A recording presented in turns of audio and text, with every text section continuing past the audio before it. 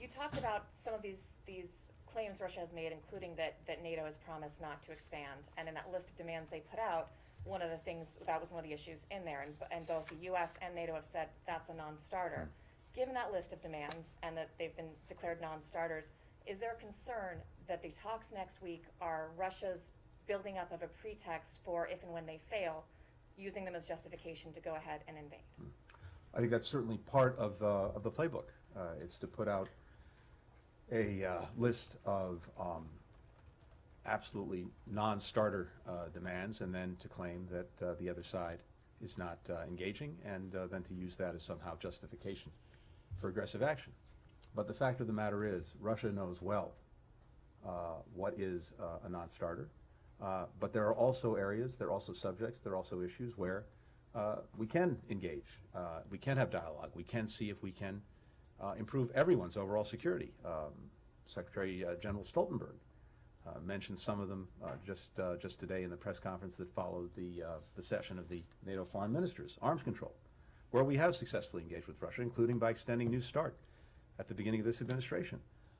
Various confidence building measures, greater transparency, risk reduction.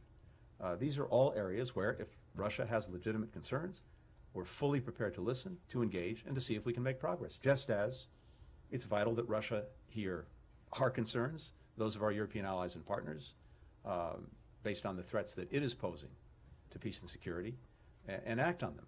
If we approach this as a two-way street, based on reciprocity, and try to address some of the challenges that exist when it comes to security in the transatlantic and European areas, then I think we can make progress. Certainly, as I said, we go into this committed to diplomacy, committed to dialogue, but equally committed to stand up for the principles that Russia is putting at risk.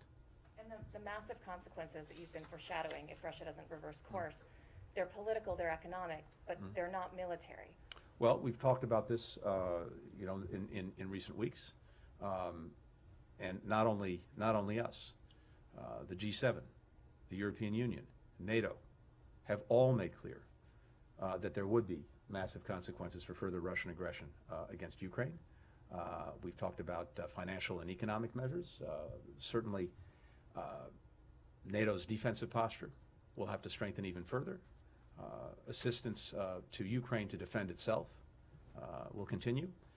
And, one of the things that's so striking to me about this is that, and going back to 2014, Russia's actions have precipitated exactly what President Putin says he wants to prevent. Before Russia invaded Ukraine in 2014, public support in Ukraine for membership in NATO was about 25%. Now it's 60%.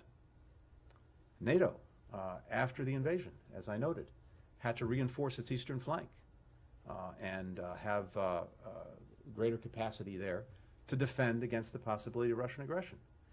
So I think it's fair to say, looking back and also looking ahead, that this is not the way for Russia to achieve what it purports to want to achieve.